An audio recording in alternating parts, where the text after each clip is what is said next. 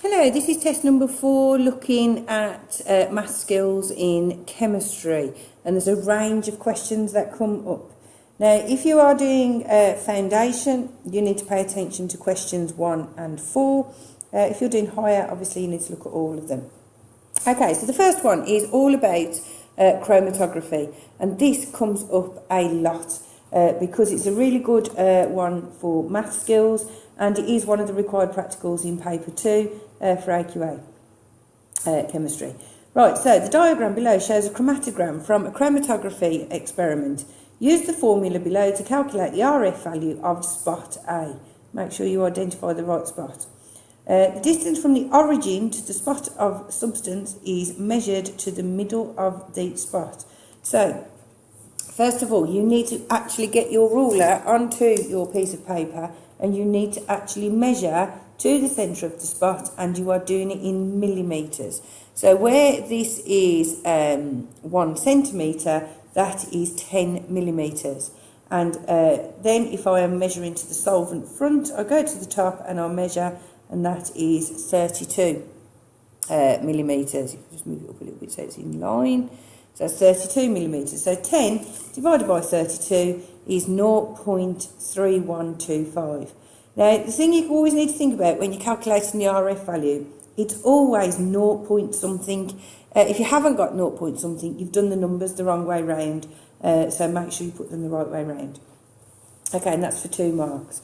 Okay, question 2. Again, this is, like I say, this is for higher paper, and we are looking at working out volume of gas, mass of gas, or the relative formula mass of a gas.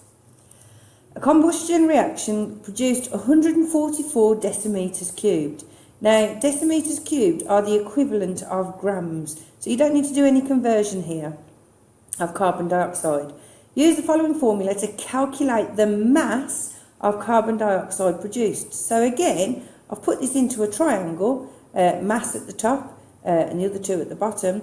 Be careful though, because I've got a multiply of 24 here, and because I'm actually looking at the mass, I need to do that as a divide afterwards. So I've identified that it's calculate the mass, so I'll cover that over, so I know my calculation is volume times relative formula mass. So volume times relative formula mass, my volume is 144, my relative formula mass is carbon dioxide, so there's 1 carbon which is 12, 2 oxygens which are 16 each. Add that all up, that comes to 44. So 144 times 44, but divided by this 24 here, equals 264 grams. Question 3, again, higher tier paper only. At room temperature and pressure RTP, 1 mole of any gas occupies a volume of 24 decimeters cubed. How many moles of gas could occupy a volume of 25 centimetres cubed? 1 centimetre equals 0.001 decimetre.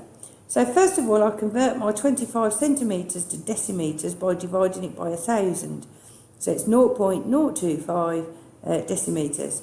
Divide that by 24 and I get the answer. It's quite a long answer. It doesn't say anything about converting to decimal places. However, I have converted it just to make it simpler to read. Always show your actual answer and then show your answer that you're actually working out to get full marks. Okay, so question 4. This one then is a bond energy question, and I love these questions because it's like a little puzzle. First of all, look at this. As soon as you see a table like this with bond energy numbers in, you know you're going to have to work out the bond energies on one side, the bond energies on the other side, and you take that, take away that, and you end up with a certain amount of energy. So let's have a look at what it's asking. And this is for everybody, foundation and higher. Ethene reacts with chlorine in the following reaction. Okay, so ethene and chlorine, and that's the products that you make. The displayed formula for this reaction and the bond energies for these molecules are shown below.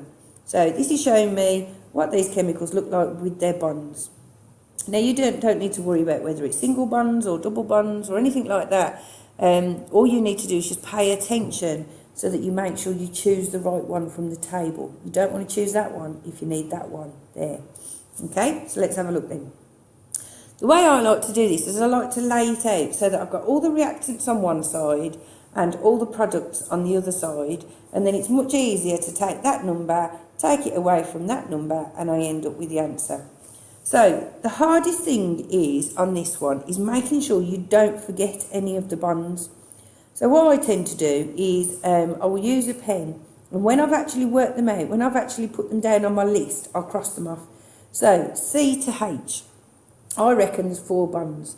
There's one there, there's one there, there's one there, and there's one there. 4 bonds, okay? I've crossed them out, so I know I've done them. A C, double bond C, there's one of those, so I've just put one of those.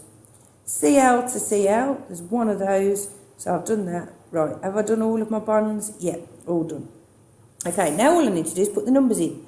And the numbers are all given to you, because you're not expected to know these. So a C to H bond is 412, but I've got 4 of them. So I've just put that calculation in a bracket. A C double bond C is 612, so I've written that there.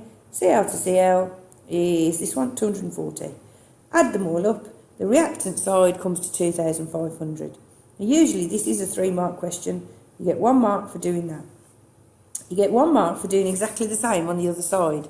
And again, just be careful, because I've got a C to C bond there, I've got a C to H bonds, 1, 2, 3, 4, and I've got C to Cl bonds, 2 of them, okay? So, I've written the list down there, I've crossed them all off to make sure I didn't miss any of the bonds out, add them all up, and this time it came to 2,688. If I take that away from that, I end up with minus 188 kilojoules, and that's my answer for my 3rd mark.